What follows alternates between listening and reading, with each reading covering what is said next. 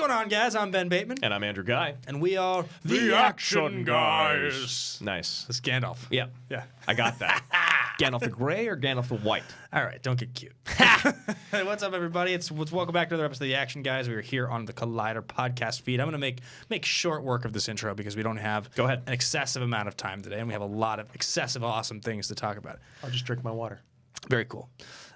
This is a show where we talk about movies. We are the Action Guys. You may be watching this on the Action Industries YouTube channel. If you are, please hit subscribe, like, and comment. If you're listening to this on Spotify or the podcast feed over here at Collider, then be sure to leave a comment, a rating below, all the things that you can do there to keep this content rolling. And, follow Action Industries all over the place. You can follow me personally at Ben Bateman Media. You guys can find me at Andrew Guy. And remember, this is now on the Collider Factory feed. If you're having trouble finding it, that's where we are. Although, if you're listening to this, you probably didn't have trouble finding it. Who knows? But anyway, we are going to be doing our personal ranking of our top 9 characters from the Lord of the Rings trilogy. Not The Hobbit, just the Lord of the Rings trilogy. And this is because on Action Movie Anatomy, which is the hour-long show we do over on the Popcorn Tech Network, we just did a review of Fellowship of the Ring. Yeah, after we've done this show for 4 years, almost 200 episodes, and we figured that we could finally do that movie since we covered so many of the classic action movies that we made the show around. So today we are creating our own fellowship, each individual fellowships. Yes, we're going with our 9, our favorites,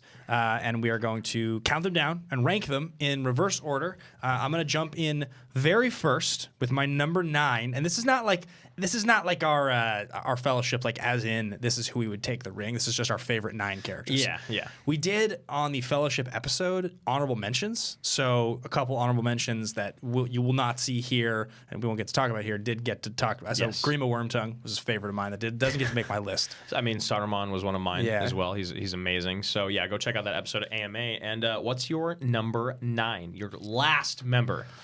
I am great and powerful. I just peeked the mic because I'm so powerful. I'm Galadriel. Really? Rachel Cushing. Rachel Cushing. You would be Rachel Cushing. Galadriel, even though she has the one scene, and I think it's the slowest scene in all of Fellowship. 100%. It really drags the movie. She's still just so sweet, and she's so intimidating and powerful and epic.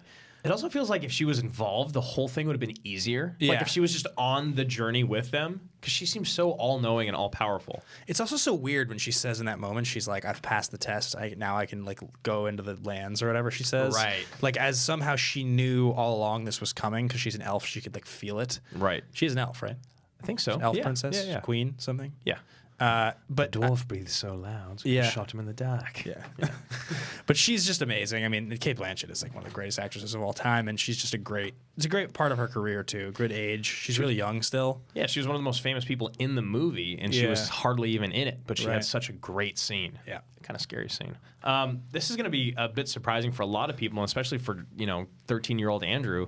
Legolas. He's my 9th person. He was an honorable mention on my list. Made my list, and honestly, I think I have to put him in there just because he has such sweet moments. He is so honorable. You need an elf. You need an elf's vision. Yeah. And at the end of the day, the moments that he has in each film, whether it's the first movie where he stabs a dude in the head with the arrow and then shoots the arrow to the next guy. Yeah. That I love. Or when he shoots the crack in the door when the cave troll is coming. Obviously, the second movie is the skateboarding down the stairs on the shield. And the third movie, it's taking down the war elephants. They make him a total badass in the sense that if you're a kid watching this movie, but he's just that's the guy I'd be. Yeah, for sure. He's the coolest character when you're a kid. Yeah. But somehow he's just kind of sort of dainty for my bow. And my bow. He's just kind of daintier than I want him to be these days. So he also doesn't even say it like that, but no. we do. And my bow. And my bow. My number 8, Theoden King stands alone. He's your 8th, huh? I like Theoden a lot. He's great, but I like Theoden a lot. But he just, I don't know. He's number 8. His speeches are so epic. Yeah. He's one of the few people who I can't understand why he is not more famous than he is. Why he didn't have a bigger career? He did such a great job in these movies that you would think he would pop up at least more often as a tertiary character in an action movie or a drama. Yeah. But he's of the rulers and powerful people in this, he's a pretty major king, right? Yeah. Yeah. Because you've got the Gondor set up. I was gone. Yeah, you've got like the Gondor set up, and then really he's the other one. Yeah. I think he's the other like man king that like has a land. And he's the guy at the Battle of Helm's Deep. Right. You know, like He's the guy, yeah. And so then he in Return of the King, he's like the guy. Yeah, I love it, and he's much higher on my list. But we'll get there Fair. when we get to it. Number 8 for me is Frodo. And I honestly almost didn't even want him to make my list. Spoiler, he didn't make mine. He didn't make your list. Spoiler, yeah, Frodo did not make my list. Me and my family have this argument every single year because I just can't stand Frodo. Yeah. And they're like, it's because of the ring. He's doing the hardest job out of everyone. He's bearing the biggest burden, blah, blah, blah. Share the load. Share the load. Lamba spread. I get it. And, Right. and he does a great job. Elijah Wood does an excellent job of doing exactly what he's supposed to, which is you're supposed to be frustrated with Frodo as an audience member. Right. But I just can't put him past 8th for me. Right. Honestly, if I had to pick him or Bilbo, I'd take Bilbo on the actual quest over him. It's so funny that like you think about the hobbits, and they're like immortalized as actors where you like see their hairy feet. Right. And they just seem like like these kind of like trollish sort of dirty, like simpletons or something. For sure. And it's just funny that like those actors, they're like just actors in Hollywood that have been in tons of other stuff, but like you most associate them as like running around with like hairy feet And being 4 feet tall. Yeah. You said this before we started the show. Do you think the trilogy would have been better if him and Gollum both fell into the fires of Mount Doom at the end? Oh, if they both died? They both died, or do you think it has to have the wrap up with him and Sam? Because then he just leaves Sam. It's heartbreaking. Right. He has to go into the like. He doesn't have to. Where does he go? Is it supposed to be heaven, basically? It's like the Eternal Lands, whatever. Yeah. Because now that he's like carried the ring and he's been stabbed. Yeah. Why does he have to go? I think it's like because it almost feels like everyone that's going is like better. Right. Like they're the greatest people. Or the greatest, like the Eternals or something. Yeah. They've I transcended Middle Earth. I always thought what it was is that they had like lived a life that like they had like they understood something that other people couldn't or didn't or like they had gone through something they could never come back from, so they were never able to. Like, yeah, there's nothing left on this earth for them. Whereas, like, you look at Sam, it's like he wanted to start a family and a life of his own. And, Right. like, where it was Frodo, there's just nowhere to go. Yeah. Yeah. My number 7 is going to be Mary. Yeah. Yeah, not Peregrine Took, but Mary. No other Hobbit made my list. Actually, that's not true. I like Mary. That's Dominic lie. Monaghan, right? Yeah. Yeah. I always mix up who. I believe so. Billy Boyd, I think, is Peregrine Took. Yeah. Billy Boyd definitely is Peregrine Took. Because he's the one that gets in trouble all the time, right? Yeah. Yeah. And so I just like, Mary's like he's a little more got his shit together. He doesn't have to be singing the song while what's his name? Denethor eats the tomatoes disgustingly. He also goes to battle like numerous times. He wants to go to battle. He and, wants to fight. He's like, what does he say? He's like, everything else is at stake. Like, why shouldn't I be able to fight too, or something? Yeah, and that's why he connects with Éowyn so well, because like they both feel like we need to be able to fight also. Speaking of Éowyn, she's next on my list. She's actually 7th on my list. Okay. I honestly think she'd probably be in my top 5 if she had more moments throughout the franchise. They just only give her a little bit in the 3rd movie, really. Yeah, like she's got a little bit in Fellowship with Wormtongue, or no, excuse me, in Two Towers, and that's when you really start to get to know her. But then it feels like she's kind of just like a placeholder love interest for Aragorn for a little bit. And I love her relationship with Aragorn and what it kind of develops into in her relationship with Mary. But in the 3rd movie, when she actually kills the king, the I am no Nazgul, man. and I am no man, and like takes off the helmet, and being raised by 4 women, it was just like, well, it's an epic moment. I mean, my mom always loved that moment. it's so badass. Yeah, it's like no man can kill me. There's also just like there's also levels of levels of social commentary that come with that too, because it's like the whole idea that so much of this evil is perpetuated by the greed of men, not people. But men. The world is run by men. And so even back when he wrote these books, which was like in the 50s, I think it's because basically it's World War II. Yeah, that's exactly. Right. Like, so he's sort of writing these books about like greed and stupidity of men. And so it's a very cool idea that these sort of small creatures, these small, like not men, and a woman, are the people that ultimately... the true saviors of Middle Earth are them. And then I also really love the moment when Aragorn's like kind of talking down to her. and she like fights him with a sword real quick, and he's like, oh, Yeah. he like holds it up to his neck, and she's like, no, man, Yeah. trust me, I know what I'm doing. She loves him. She loves him. But she never gets him. She gets Faramir. Does she? Doesn't she? Isn't that how it happens? I don't know. At the end of Return of the King, Eowyn, she's like standing with Faramir and they look at each other. Maybe. I'm That pretty sounds sure she ends correct. up with Faramir. Yeah, that's good. I like Faramir. Yeah, he he's made good. both of our honorable mentions, I think. Yes, I wish that. Give me another grave tomato. I want to eat it like my father. All right, I'm gonna go next. We're starting to get into the real. These are some real good ones. Yep. I'm gonna go with Gollum. Gollum's gonna get on here. He's gonna get on here as my number 6. I love that he's on your list because, like, I would take him over Frodo. Gollum. Yeah. Gollum is the true hero of the story. I don't know if you're reading these books correctly. I just like Andy Serkis a lot. And Yeah. and the performance is so good. And you watch it again, you hate him, but you love him. You feel sorry for him, but you love him, but you hate him. It's just, he's just perfect. Like, they just did such a good job with him. Yeah, and like the whole like schizophrenic personalities he has, you wonder like if the good side's gonna win over the evil, but then you see the evil keep peeking through, and yeah, you know he's gonna betray them. But then there's also moments you're like, well, maybe he just isn't. Yeah. Until you finally realize he gets rid of the llamas bread, and then Shelob, obviously. Right. I mean, and then like, you think you're like, you wonder what would have happened. Like, what if they hadn't given him over to the guards? You know, because then he breaks his trust, and then that's when it all goes to hell. That's true. Yeah, that is, because for a moment there, he's like, he wants to be in on the good guy side. And you kind of hate Sam a little bit too for being such a dick. Yeah, you know? he's so mean. It's like kicking a dog, like a stray dog, is what it feels so like. mean to him. Yeah, He's right. But he's That's right. why. That's why. Yeah. That's funny that Gollum's on your list. He's not on mine. There's no way to cook up a coney. Was he say a couple of conies? Yeah, yeah. He's like, it's wasted, fat hobbit. A couple of taters. Next up is Gimli. Yeah, Gimli's next on my list also. I think Gimli might be the greatest example of what is it? Comedic relief. Yeah, in a very intense movie.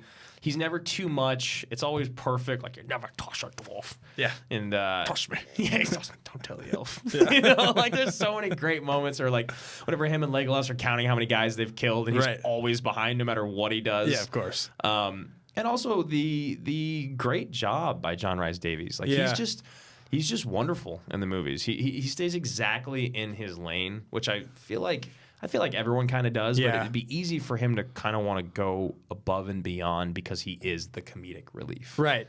But it works perfectly as the comic relief. He's just like, and he's like lovably, not like ignorant, but he's like sort of like lovably. You're right. So yeah, something. the dwarf. Well, because it's like the dwarves. When you think about them of a people, they're just like they're kind of like this like mining, partying, drinking, eating group of people, and that's like all they need to do. Sounds awesome to me. Yeah, it sounds great. And they like talk about like dwarven women and how ugly they are at one point or something like that. Yeah. They think that they actually just sprout out of the ground. But he's so believable, and I feel like he has to stretch more than I think almost anyone. Yeah, I mean, in the movies. It's quite a character. It's quite a character that he creates. That was next for you. Yeah, Gimli was next for me as well. And I mean, also just like I love like when they go to the tomb in Fellowship, and or you know the mines, the mines of Moria.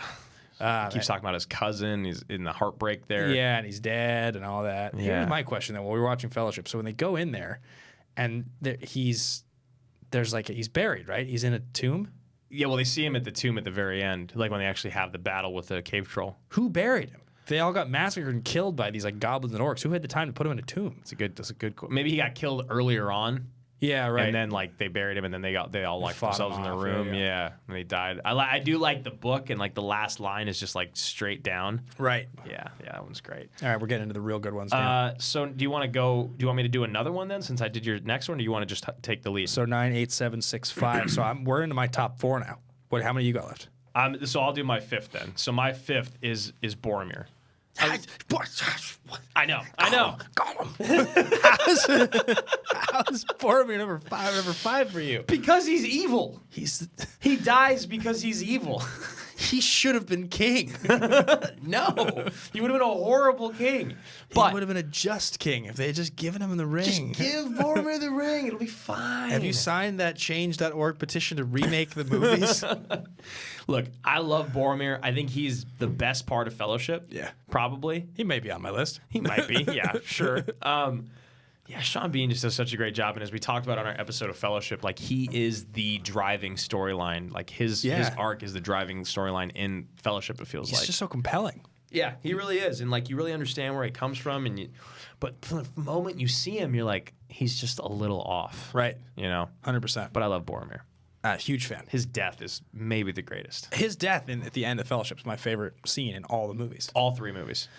There's a few scenes that I can think of that are super awesome. I love the Gandalf fending off the like flying things with the light. Yeah. It's such a cool, and the way the horses wrap around. That camera work's so cool. Oh, such a beautiful like epic shot. And they're like charging, like that's amazing. And like obviously look to the hill on the 7th day or whatever, and you see the horses, like that's incredible. Gandalf the White. I mean, there's a lot of when you finally see him come back up again. I mean, You Shall Not Pass is amazing. Fly, you fools. Yeah, there's just a ton. There's so many good moments. I wonder if he's on our list. The death, but I think Boromir's death is my favorite. Yeah. Number 4 for me, Samwise Gamgee. Samwise Blasphemy. He could have been a spot higher for me. It's close. I love Sam. I do. Sam's just so good. He's like, I mean, he's such your words carefully, Master Dwarf. he just handles shit, and He he's does. so loyal, and he's such like, oh man, like I've never been this far away from the Shire before. If I take one more step, It's the farthest I've ever been. yeah, and I'm glad you're with me, Sam. I don't know, just I said this on AMA, but like, there's something about the notion when the adventure starts where it's like they're on a journey they're probably never coming back from. They all know that. Yeah. And there's something about the stakes that creates that adds to their like loyalty to one another and this like pair, the team that he's never going to give up on. Yeah. What is the line that Frodo says? He's like, I wonder if we'll ever see them again. And it's just like, Yeah. damn, that's heavy. Right. Exactly. Like we've just been through all this with these guys and our lives depended on them. We fought through all this stuff together, but like probably not. And then also knowing that was how the first movie ended. Yeah. Like it was just like, oh my God, what could possibly happen in 2 and 3? Yeah, yeah. And I mean, we talked about this again on the other show. It's weird to do the watch along in that show than this show because it's the same points, but different people listening. I do love that they get to Rivendell and it's like the end of this adventure. They like left the Shire and they got chased by the Nazgul and he gets stabbed and they have to get saved by Arwen. Yeah. Arwen was close on our honorable mentions as well. Yeah, and all this, and then they get to Rivendell, and you're like, oh, and Bilbo's here, and they're safe, and they're being taken care of, like everything's gonna be okay. And you're like, no, we're an hour into the movie, and the adventure is just starting. Like this is just the end of like the little part of the book. We are just now meeting all the rest of these incredibly important characters. Yeah. And speaking of, Aragorn, Strider, when they meet him in the bar. I love Aragorn. I mean, obviously, this is where the whole entire world fell in love with Viggo Mortensen. He'd been acting for a long time. It was this that got him Hidalgo. And Hidalgo was a great movie. The Race of the Sands. Yeah, I mean, how can you not love Aragorn? He's the king. He has all these great moments. He's a humble king. He doesn't one of those great guys in movies that doesn't want the responsibility that's bestowed upon them due to blood. Right. I do not know what blood is in my veins. But I know I will not let the White City fall. So powerful. Things like that. And even though he has a voice sometimes in his song in the third one, like Boromir, get them up. By evening, these hills will be swarming with orcs. swarming with orcs. Get me my fiddle.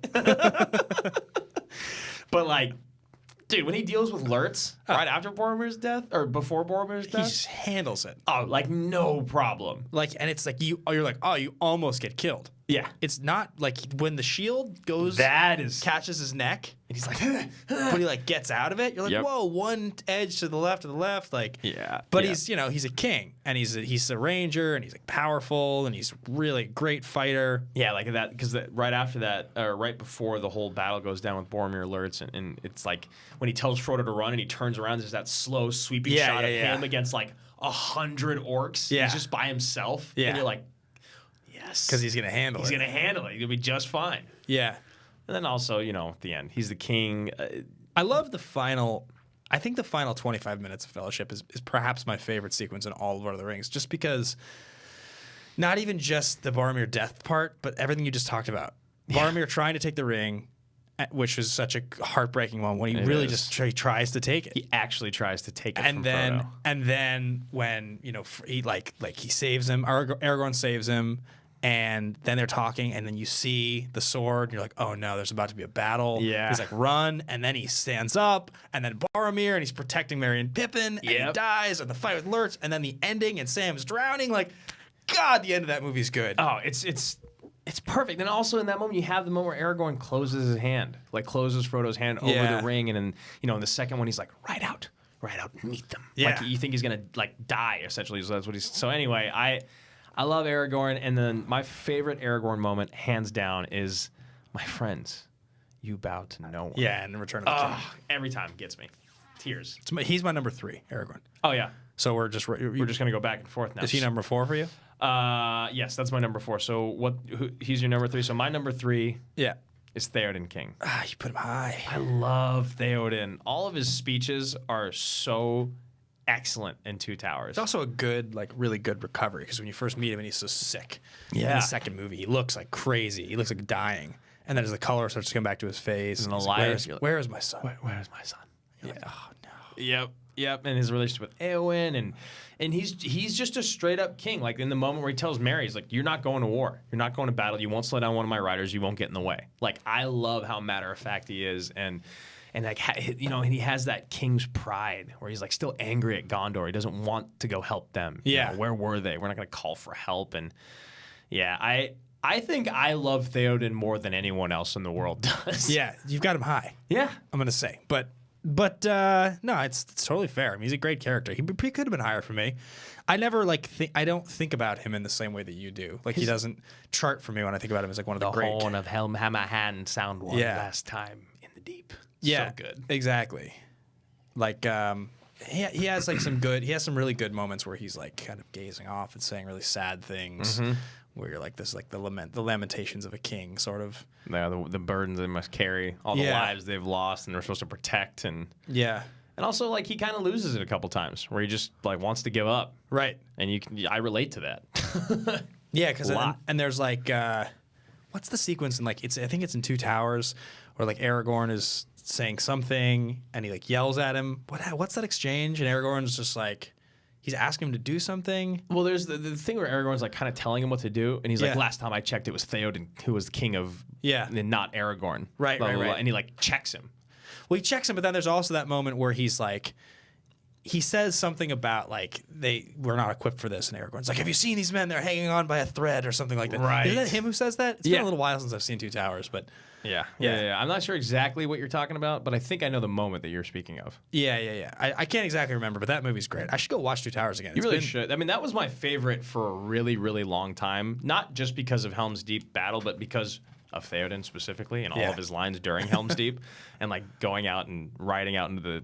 Just like riding out, like that's the moment where he stops being a king. Right. I mean, but that's like his most king moment is when he rides right out into the crowd. Like he's going to die. Totally. Which I love. Yeah. If not for the fact that Boromir kills Sauron in the last film and wins. It's not how the movie goes. Have you seen the same movie I have. All right, so Aragorn is my number 3. I'm just trying to think if there's any other Aragorn moments that I really wanted to highlight before I moved on, because like he is. I mean, like Viggo gets the part. Like that's the thing. It's like if you think about a movie like this and making this, like it's a really important character to cast. Yeah. You have to cast this guy who's a total badass. He has to be the coolest. Yeah. He has to be noble, and he has to be proud, and he has to have a great tone of voice when he speaks. Yes, he does. My mother and sisters all fell in love with Viggo Mortensen during this movie. He was like the ultimate badass. No one had even seen him with short hair. No, he's got the teeth. The teeth. He's got kind of a gap in his teeth, right? Oh yeah, A little bit, does. small gap. Yeah. And he had like the sweet moment of like kicking the helmet and breaking his foot in real life. And he screams, and it's like they leave it in the film. He got hypothermia when he fell in the water. Like the dude didn't mess around when he was filming. He gave it everything he had. Yeah. He's convincing. He's a great king. I love him. I love Eastern Promises. Like I love Hidalgo. No. It was this that got him Hidalgo. So my favorite thing ever when we talk about Hidalgo is in Almost Heroes. The character that's played by Kevin Dunn is. Oh, you mean Eugene Levy? No, Eugene Levy is part of the team. Oh, okay. And he formerly was like a member of Hidalgo's team. Oh, right. And Hidalgo is Kevin Dunn, and he's got the long hair. Yes. Are you looking at my hair? he's like a Frenchman, and he's got like the sweet helmet. You love that movie so I'm a much. big fan. But like, this is like, I'm trying to think what the equivalent movie for you that you grew up watching is. But yeah, for sure. It's pretty bad ones out there. Yeah, right. Those movies that we watched a lot of times. All right, we have a couple left each. I know. Both yours are. Well, I think our number 2 is the same. Who is in your top 2 then? Because my number 2 is Boromir. Oh, really? Yeah.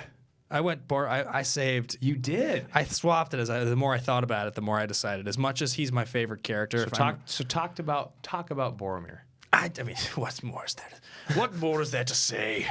Give them a moment. When I watched the movie the first time, I recognized Sean Bean. And I recognized Sean Bean because I had seen him in Ronin and I had seen him in Goldeneye. Yep. And he was likable and he had a lot of charisma, but he's also kind of like a likable bad guy. Yeah. And so the more I've watched these movies, the more that ending sequence with Boromir just rings true for me so hard. He's such a flawed character. He's got so much depth and weight to everything he says, and you know ultimately he can't be the hero. He can't. And when he finally tries to take the ring from Frodo, you're just like this proud warrior, and he's so embarrassed. You know, he's so ashamed to have tried to take the ring. Frodo. Yeah, exactly. Like after he falls, and something I said to you when we watched is like that moment when he falls, he slips. It's so forced. But it's also so genuine and authentic how quick he flips. It's like you were straight just possessed. Yeah, by Sauron. I've talked about Boromir, more than any character. So I would recommend if you want to hear me gush about him, go watch our episode of Action Movie Anatomy, because when we talk about our fist pump moment, our favorite line, I talk a lot about him. But there's just from the minute you see him when he first walks into the room and sees the sword, to him trying to explain why Gondor should have the ring during the forming of the Fellowship, to protecting Merry and Pippin. I love that he's possessed. He tries to take the ring, but he's like standing in front of them, and he's like a proud warrior. He's a great fighter. After he gets hit with the arrows, but he keeps fighting. And he's down, and then like Lurtz is going to take him out. And then his exchange with Aragorn at the end. I would have followed you, my brother, my captain, my king. That just kills me every time. Every time, my captain, my king. Yeah, when he says the "my king" line, I mean, Sean Bean is such a great actor. Yeah, he's so good. I don't think people actually give him the respect that he deserves. Like he might be he might be the most underrated person in the entire franchise. If I was going to vote for someone other than McKellen to have gotten an Oscar nom in this movie, it would have been him. Yeah. I agree. He's got the range and the depth in these moments, and his ending is just so good. It's so good. Yeah. So for me, my number 2 is apparently your number 1. It's Gandalf. Gandalf is my number 1. Gandalf. Because the reason I changed it is when we talked about this earlier today, the more it's like he's this like old dude with a big tall hat, and he's like such a silly. He talks like this. Oh, he's just ridiculous. Like what a hard character to make awesome, and he's so awesome. He's so believable and authentic. His character about I wish the ring had never come to me, and nobody does in these times, and what you do with the time you have, and the way he's so wise and he cares so much, and that look on his face when Frodo says he's going to take the ring, like it's just unbelievable. And Gandalf is just. He's got Shadowfax. He's the horror. And when he comes back as Gandalf the White, and he fights Saruman, they yell at each other. And like Saruman bleeds. Yeah.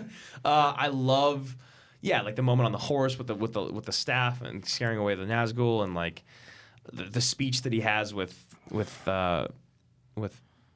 Peregrine Took. Yeah, I think it's him, right? But it's when he talks about like the white shores and beyond, and like he's like, oh, that doesn't sound so bad. And he talks about dying and all that, and then the very beginning, that look that he gives Frodo during the forming of the Fellowship. That's one of my favorite looks in all 3 films. Yeah, it's just he says so much, and he's truly like a masterclass actor. Yeah. Yeah. So your number 1 is Samwise. 100%. Samwise the Brave. Samwise the Brave, and it's because of specifically the 3 moments that he has in each film. With the first one, it's the drowning. It's amazing, right? The second one, it's when he gives the speech about the times of hope, and like that there's still some hope left in this world and it's worth fighting for. And then the third one, it's it's the moment when Frodo leaves him, and you're just like, you feel the devastation that Sam feels. Like we've been on this.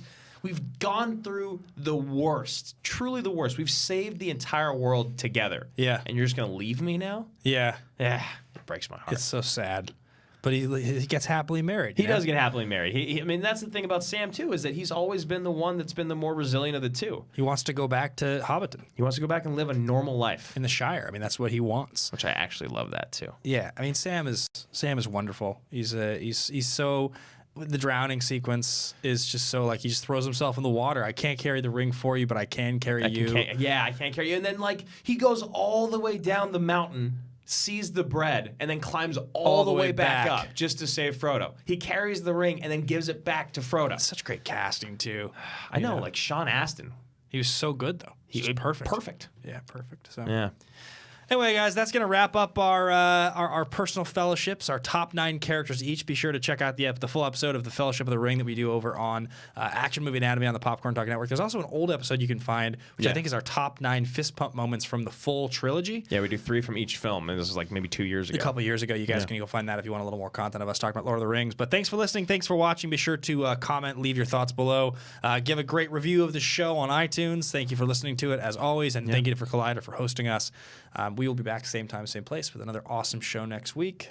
Bye guys.